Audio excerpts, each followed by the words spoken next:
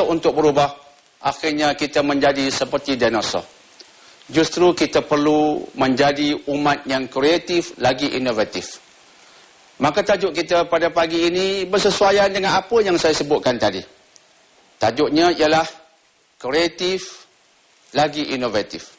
Semoga bila kita bersikap kreatif lagi inovatif, kita mampu menangani perubahan pada hari ini dan akhirnya kita cemerlang, gemilang dan terbilang dengan sikap itu. InsyaAllah jangan ke mana-mana, saksikanlah. InsyaAllah.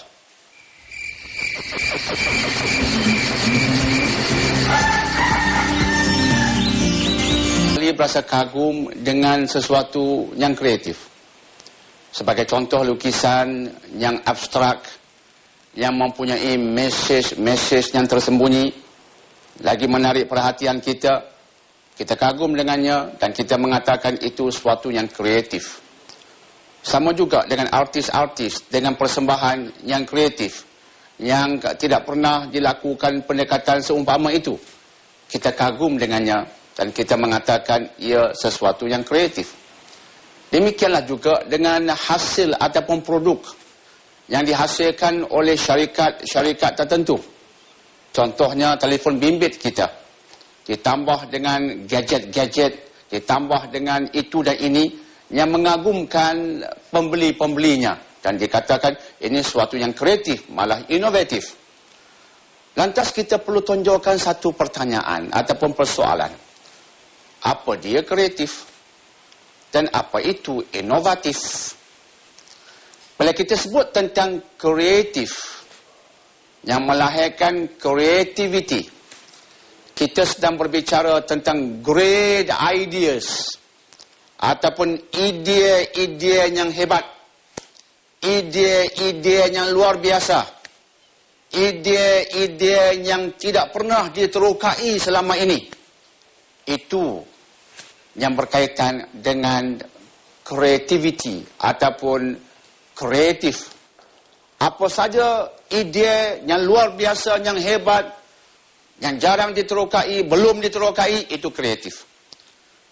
Tetapi kreatif tidak bermaksud inovatif. Sebab ada benda yang kita hasilkan yang kreatif, dengan maksud yang saya sebutkan awal tadi, tetapi tidak praktikal.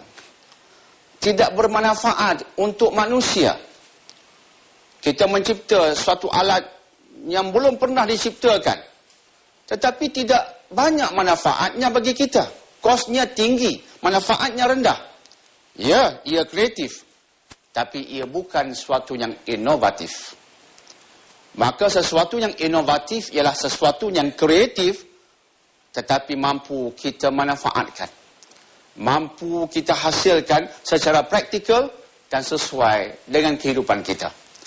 Maka ketika itu ia bukan hanya kreatif, tetapi ia merupakan sesuatu yang kreatif lagi inovatif. Kita melihat seperti teknologi ICT yang ada pada hari ini. Ia kreatif lagi inovatif. Sebagai contoh, suatu ketika kita hanya melahirkan telefon bimbit, sedangkan sebelumnya kebiasaannya untuk berkomunikasi, kita sekadar menggunakan telefon biasa. Sekarang sudah ada telefon bimbit. Ini sesuatu yang kreatif dan inovatif. Sebab perkara yang kreatif itu, yang bernama telefon bimbit itu, sesuatu yang baru. Belum pernah ada sebelum ini. Dan ia bermanfaat. Dan ia mampu dihasilkan sebagai produk yang akhirnya dapat dimiliki oleh masyarakat secara umumnya. Maka ia sesuatu yang kreatif lagi inovatif. Kemudian telefon bimbit itu berkembang. Teknologinya berkembang. Sehingga akhirnya telefon bimbit juga digunakan untuk menangkap gambar. Ada kamera pada telefon bimbit. Kemudian boleh pula menangkap klip-klip video. Kemudian boleh pula menerokai internet. Maka ia berkembang. Maka ini bahasa kreatif yang baik sekaligus menjadikannya inovatif. Dalam Islam terdapat banyak contoh yang merangsang kita untuk menjadi insan yang kreatif lagi inovatif. Kita ambil sebagai contoh kisah Zulkarnain yang terdapat dalam surah Al-Kahfi. Zulkarnain yang menguasai timur dan barat. Satu ketika sampai di satu kawasan pendalaman.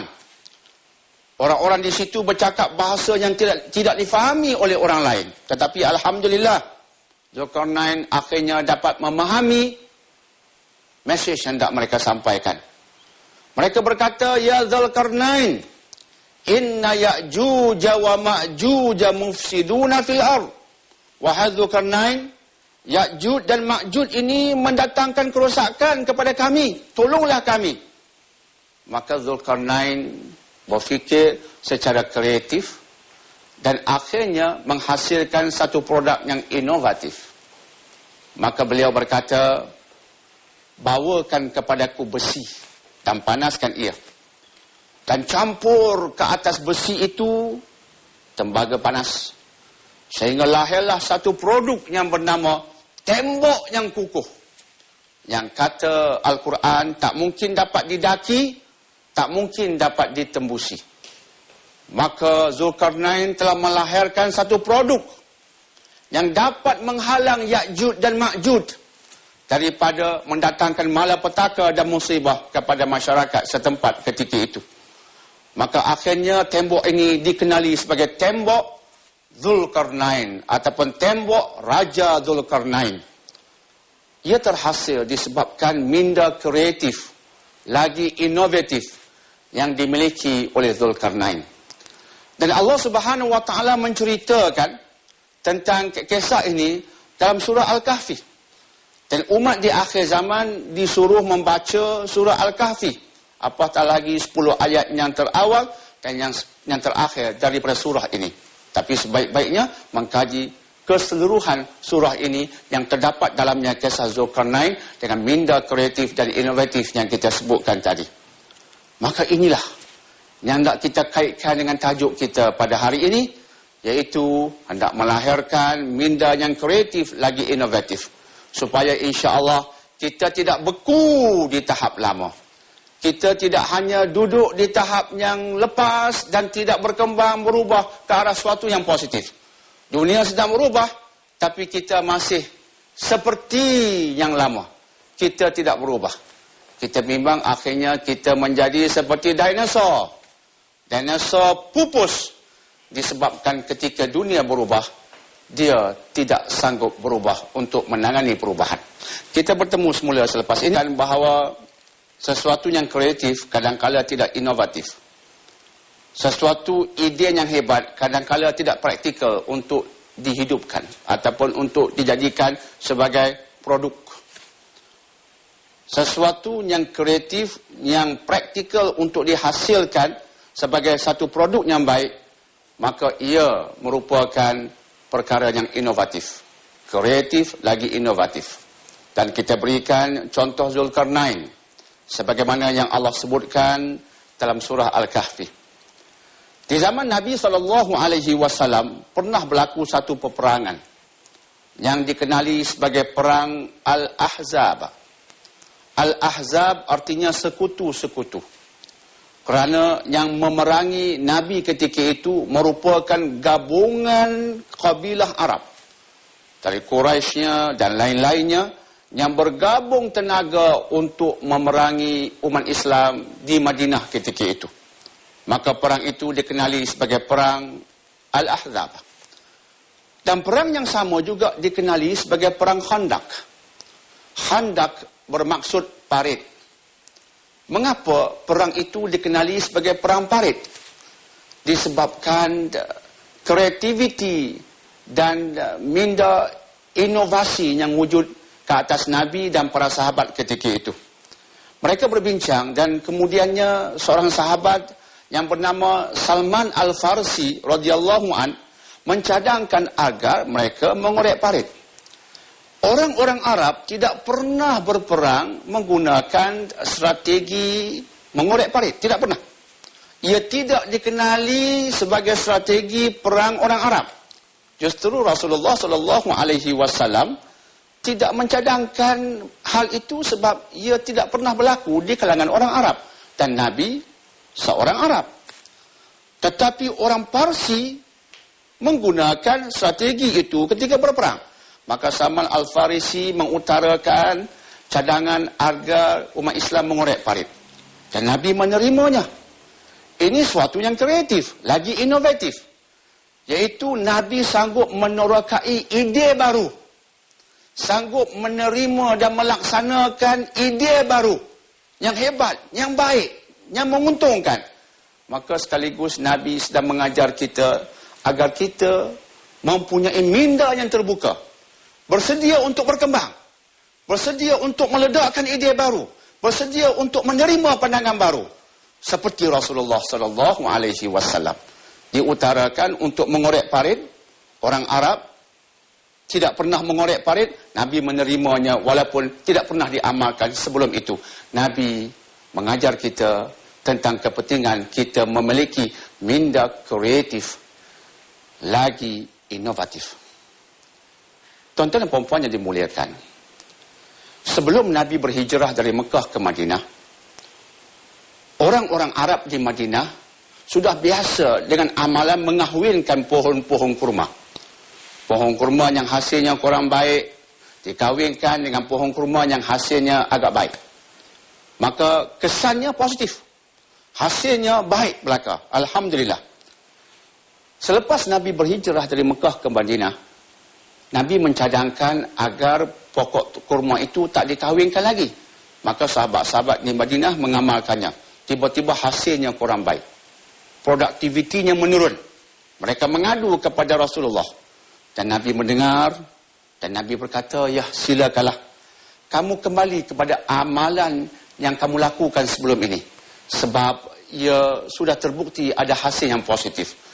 Nabi dalam arti kata yang lain menerima kreativiti mereka. Menerima sikap inovatif mereka. Mereka terokai sesuatu yang baru, hasil yang baik. Nabi kata, oh pendapat kamu lebih bagus. Kreativiti kamu lebih baik, silakan. Kemudian Nabi telah mengeluarkan satu sabda yang tidak saya sebutkan sekarang. Sabda yang penting untuk kita fahami. Riwayat oleh Imam Muslim rahimahullahu ta'ala. Nabi SAW bersabda, antum a'lamu bi umuri dunyakum. Kamu lebih tahu tentang dunia kamu. Hadis ini meledakkan kreativiti kita. Kamu lebih tahu. Maksudnya, cubalah apa yang kamu nak cuba. Terokailah apa yang kamu nak terokai. Kamu lebih tahu. Sebab itu Islam tidak pernah mengatakan bahawa kamu perlu mengendarai unta seperti Nabi. Oh, kita jangan kendarai proton saga. Oh, jangan kendarai kereta-kereta moden. Sebab Nabi tak pernah naiki kereta. Kita kena naiki unta. Tidak boleh. Nabi berkata, kamu lebih tahu dengan duniamu. Duniamu sudah inovatif. Melahirkan kenderaan baru. Apa perlu kembali pada keldai? Apa perlu kembali pada unta? Jika nak pergi ke zoo naik unta tak ada masalah. Tapi nak mengatakan tidak boleh menaiki kenderaan lain, itu salah. Sekaligus Nabi berdasarkan pengalaman Perang Khandak, berdasarkan hadis yang saya sebutkan tadi, mahu umat Islam menjadi kreatif lagi inovatif. Justru tuan-tuan dan puan-puan yang dimuliakan, jangan sempitkan minda. Beranilah berkembang. Beranilah berubah. Beranilah menerokai ide-ide yang baru.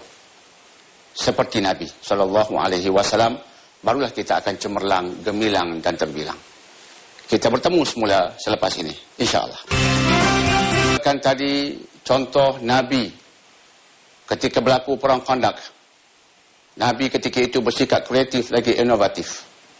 Dan saya mengutarakan hadis, antum a'lamu bi umuri dunyakum. Kamu lebih tahu dengan dunia kamu. Untuk menampakkan betapa Islam membebaskan umatnya untuk bersikap kreatif lagi inovatif dalam aspek duniawi. Ada satu perkara yang penting yang tak saya sebutkan bila kita berbincang tentang kreativiti ini. Bila kita bercakap tentang kreativiti dan inovasi ini, ada satu prinsip Islam yang perlu kita fahami dan hayati dengan betul. Iaitu kreativiti, inovasi hanya diterima agama dalam hal-hal duniawi. Dalam aspek ibadah yang khusus, Islam tidak menerima kreativiti kita. Dalam hal-hal ibadah yang khusus, kita tertakluk kepada prinsip-prinsip dan kaedah syariah yang khusus. Dan kita tidak boleh keluar daripada acuan itu. Sebagai contoh, kita bercakap tentang solat. Diwajibkan umat Islam melaksanakan solat 5 kali sehari semalam. Waduh, kita bersikap kreatif. Oh, saya berpendapat bagi tahun 2010, kita hanya bersolat sehari 3 kali. Sebab kita perlu kreatif lagi inovatif. Itu bukan kreatif, inovatif namanya. Itu kesesatan namanya. Dalam hal ibadah khusus, jangan memandai-mandai. Allah suka kita menjadi pandai, tapi jangan memandai-mandai sehingga mengubah syariat, mengubah konsep-konsep dasar yang berkaitan dengan ibadah yang khusus. Ataupun kita berkata, subuh ini mengapa ditetapkan ia menjadi 2 rakaat? Sedangkan di waktu subuh jika boleh kita nak bersenaman, kita nak exercise. Maka bermula tahun 2010, saya mencadangkan kita memutuskan agar solat subuh menjadi senaman kita. Maka solat subuh menjadi 20 rakaat supaya kita berpeluh selepas bersolat. Itu bukan kreativiti, itu kesesatan. Maka dalam hal-hal ibadah khusus, kreativiti dan inovasi ditolak. Melainkan jika ia di bawah takluk prinsip dan kaedah syariat yang khusus yang ditetapkan oleh Al-Quran dan juga As-Sunnah. Ini prinsip penting. Sebab ramai orang pada hari ini yang memandai-mandai untuk mengubah syariat. Kononnya bersikap kreatif. Kita perlu berkembang mengikut masa. Maka ibadah kita pun kena berkembang mengikut masa. Waduh, kalimatnya nampak hebat, tetapi ada banyak bahayanya.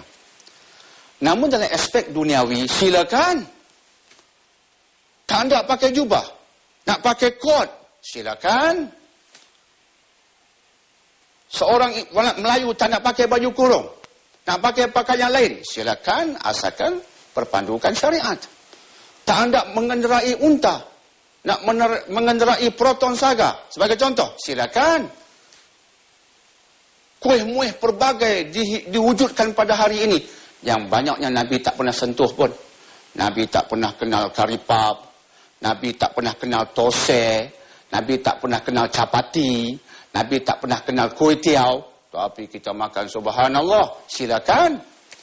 Dalam aspek-aspek duniawi, kita boleh bersikap kreatif dan inovatif.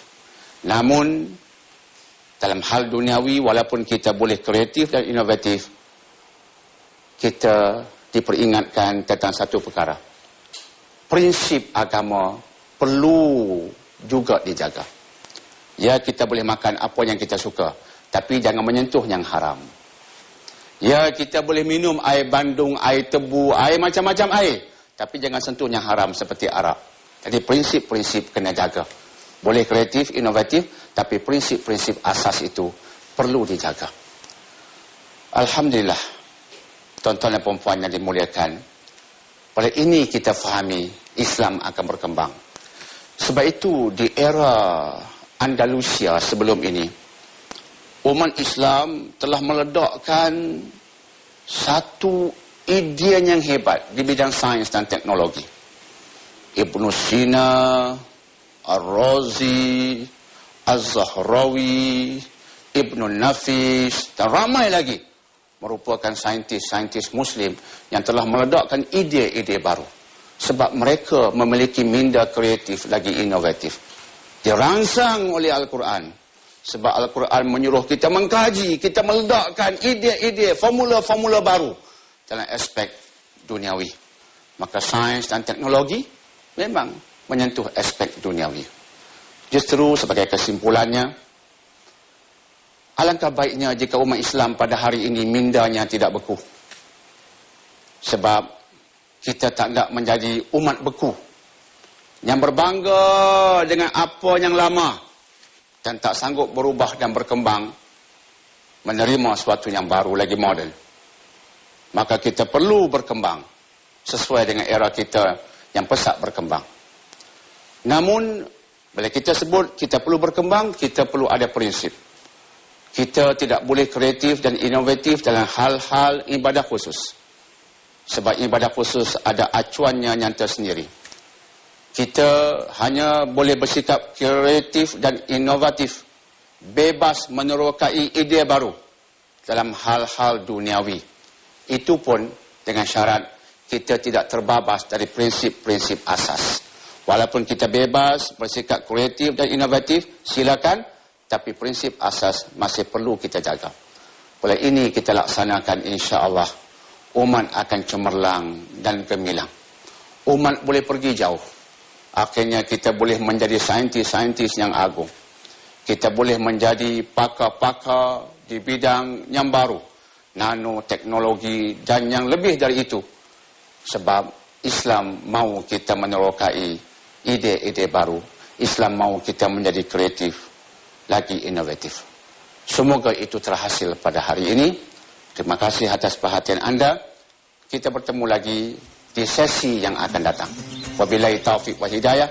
Wassalamualaikum warahmatullahi wabarakatuh.